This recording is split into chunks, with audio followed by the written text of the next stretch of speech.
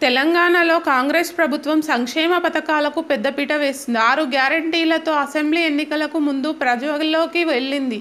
అలానే అసెంబ్లీ ఎన్నికల అనంతరం 6 గ్యారంటీలను అమలు చేసే దిశగా కసరత్తు చేస్తుంది.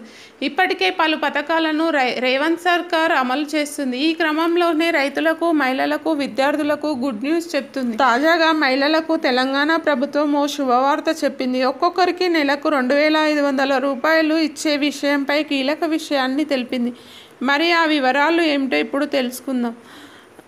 తెలంగాణ ప్రభుత్వ 6 గ్యారంటీల్లో భాగంగా అన్ని వర్గాల ప్రజలతో పాటు మహిళలకు పెద్దపీట వేస్తుంది. మహాలక్ష్మి పథకం ద్వారా మహిళలకు ఉచిత బస్ ప్రయాణం, 500 రూపాయలకే గ్యాస్ సిలిండర్, 200 యూనిట్ల వరకు ఫ్రీ కరెంట్ వంటి స్కీమ్స్ను అమలు చేస్తుంది. అలానే రైతులకు అందించే రైతు బంధు విషయంలోనూ తెలంగాణ ప్రభుత్వం కీలక నిర్ణయాలు తీసుకునే దిశగా అడుగులు వేస్తుంది. ఈ క్రమంలోనే రాష్ట్ర మంత్రులు తరచూ పలు అంశాలకు సంబంధించి కీలక ప్రకటన చేస్తుంటారు. తాజాగా రాష్ట్ర రవాణా శాఖ మంత్రి పొన్నం ప్రభాకర్ గుడ్ న్యూస్ చెప్పారు. లోక్సభ ఎన్నికల ప్రచారంలో భాగంగా హుస్నాబాద్ మున్సిపాలిటీలో పర్యటించిన మంత్రి పొన్నం మహాలక్ష్మి పథకంలో భాగంగా ఒక్కొక్క మహిళకు 2,500 రూపాయలు ఇవ్వనున్నట్లు వెల్లడించారు. 6 గ్యారంటీల అమలుకు తమ ప్రభుత్వం కట్టుబడి ఉందని ఆయన తెలిపారు.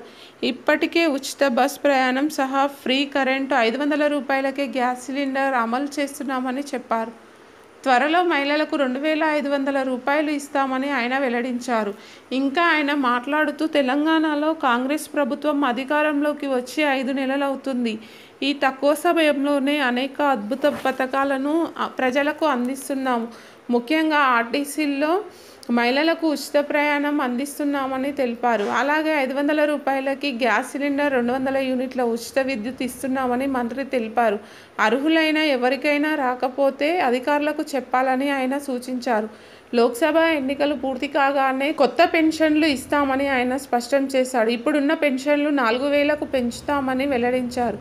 ఇందిరమ్మ ఇల్లు మంజూరు చేస్తున్నాము, మహాలక్ష్మి స్కీమ్ ద్వారా 2,500 ఇస్తాము అని మంత్రి పొన్నం వెల్లడించారు. మరి మంత్రి పొన్నం ప్రభాకర్ తెలిపిన విషయాలపై మీ అభిప్రాయాలను కామెంట్స్ రూపంలో తెలియజేయండి.